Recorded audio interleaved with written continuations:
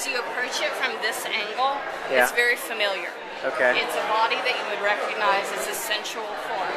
Right. And maybe a slightly fleshier form than what you'd see in a magazine. The form opens up and Yeah. presents very sensual abstraction.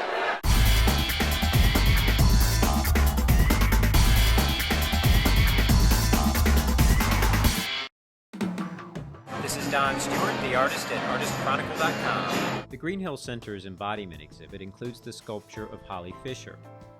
Her work really interests me because it's kind of the direction I want to go in with my painting. She sculpts the figure and combines abstraction with realism. So I went to the opening reception and also to a talk she gave at Green Hill to meet her and to learn more about her process and influences. My name's Holly Fischer.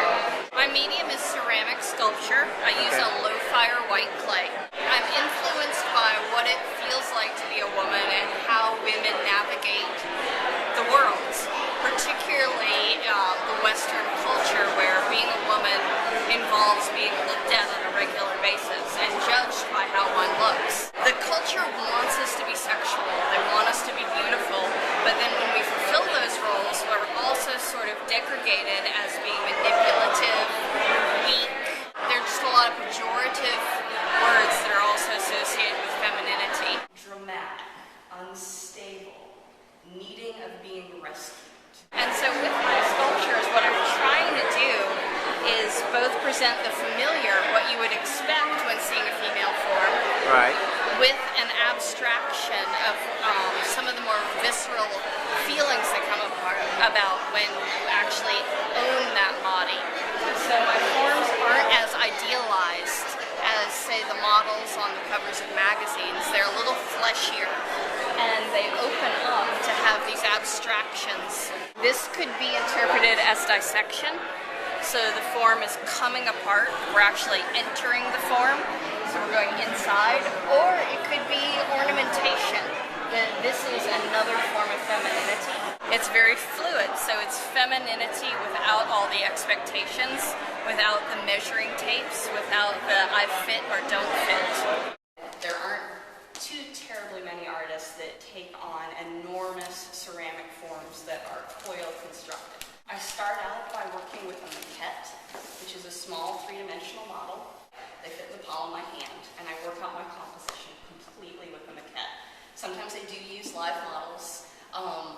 Sometimes I work completely from my imagination. Once the maquette is in place, I'll determine how large I can construct. Whatever kiln I have access to, I figure out what the interior dimensions are, and I build to those dimensions. I roll out a slab of clay.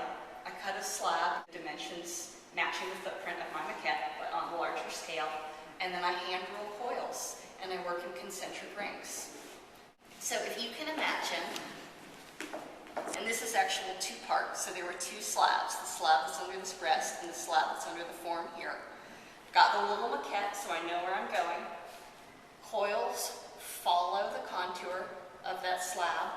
I'm looking to see if I need to push the wall of the coils out, push it in. I usually can only do about 6 inches at most at a go, because since it is so very malleable and it is so soft, it doesn't necessarily want to go really high really quickly. It firms up enough that it can take another 6 inches. So it's built in rings, in, out, in, out. The walls of these figures are no thicker than my hand. And the coils are about the size of a finger. Lots of times people ask about how I get the surface as smooth as I do. Hours and hours and hours and hours of smoothing and refining with aluminum ribs, with sponges, with paintbrushes and little grooves, sandpaper, and I'm working on the surface all the way up until they're on display. They are raw. This is a low-fire white clay with no glaze on it. The clay comes from Baton Rouge, Louisiana, and they're once fired at Cone 04.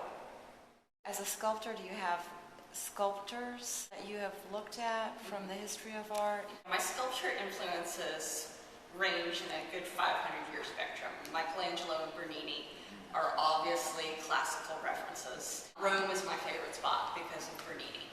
And I think that some of this has a little bit of that Baroque reminiscence to it. I love Gaston Lachaise, who got in trouble with the feminist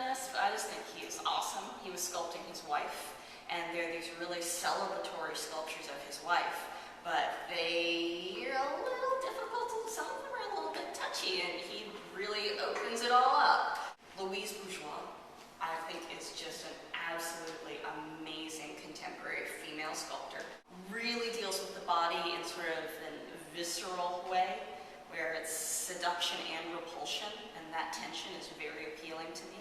Eva Hild is a ceramic sculptor who makes some beautiful work out of white stoneware that has some similarities to this, but I actually enjoy having influences that are outside of sculpture and outside of ceramics. Painters like Jenny Saville and Louise Bourgeois.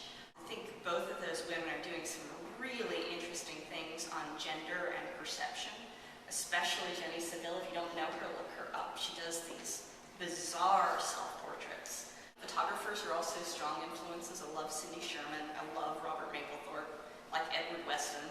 So I'm all over the map in terms of influences. It's usually content that is the most influential. What are their ideas? How are they working with them? What are they saying about the body? I'm not trying to make a statement that there is a correct way to view the female body or an incorrect way to view the female body. Mostly with my artwork, I would like to provoke people to think a little bit about how they do view the female body, what they think, what they feel when they see a nude form, or when they see a more abstract depiction of femininity. What emotions does that bring up? So they sort of question how they perceive their own sexuality, how they perceive looking, how they perceive their own comfort level with the nude form.